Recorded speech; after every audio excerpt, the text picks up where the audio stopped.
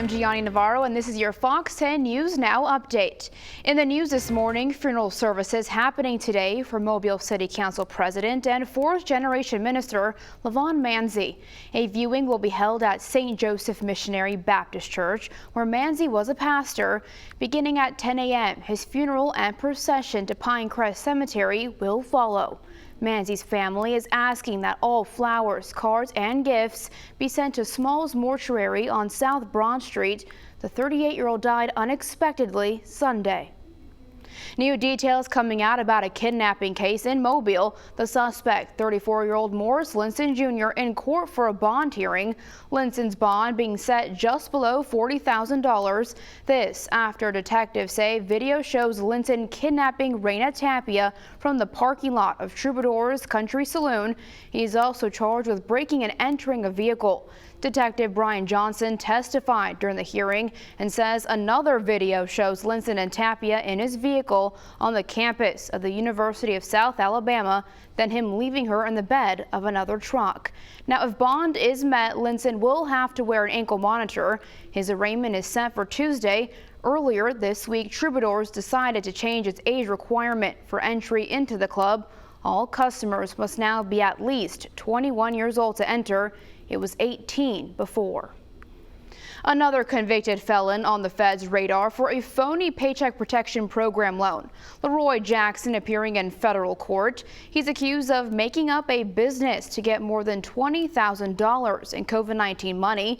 He's accused of claiming the pandemic hurt his landscaping business, but he was in prison during the period he said the pandemic was hurting his business. We're told investigators found out about Jackson after seizing the phone of a woman in Saraland. Records show she texted him a screenshot of a Fox 10 news story about another PPP fraud case involving a convicted felon.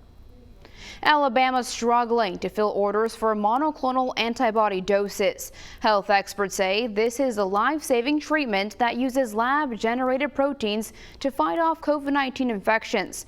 Healthcare providers have described it as a game changer, but the federal government is pulling back on shipments to high infection states.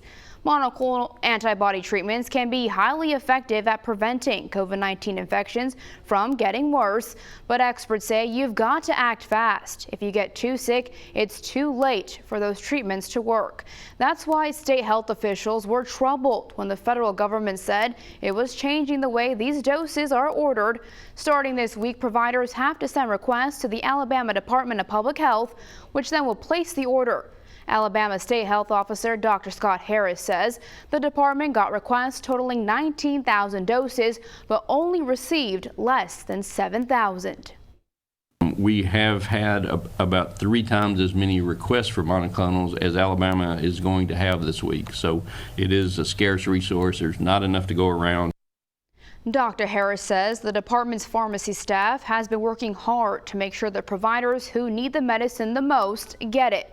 Now, we checked with the hospitals in Mobile, and none are reporting crisis level shortages yet. All right, happy Saturday. Meteorologist Matt Barentine. Big picture, it's going to be an absolutely gorgeous day here across the Gulf Coast. There is a front north of us, but all the rain with that's way up there in Kentucky. The back end of this not very strong, so this is going to weaken as it moves towards us. So all weather is going to stay quiet and gradually get a bit warmer and a bit more humid over the next several days, but not today. Today is going to be just spectacular. We should see low 80s in the afternoon, lots of sunshine, dry conditions, winds out of the northeast, light winds out of the northeast, just spectacular all day long for whatever you're doing here on your Saturday. Out in the tropics, we're keeping an eye on Sam, a very well-developed hurricane. Look at that eye on the 3D imagery. That is a big old powerful storm that's likely to get bigger and powerful here over the next couple of days, moving to the west-northwest at 13 miles an hour.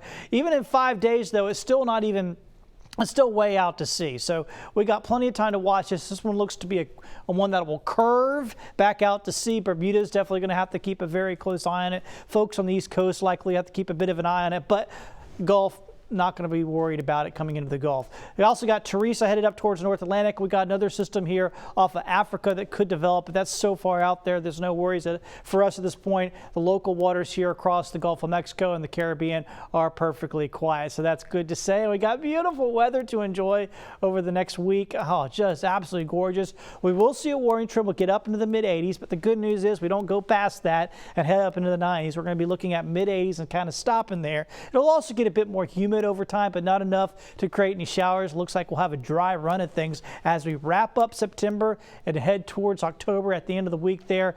Absolutely gorgeous weather, quiet weather, lots of sunshine. Beautiful start here to our fall.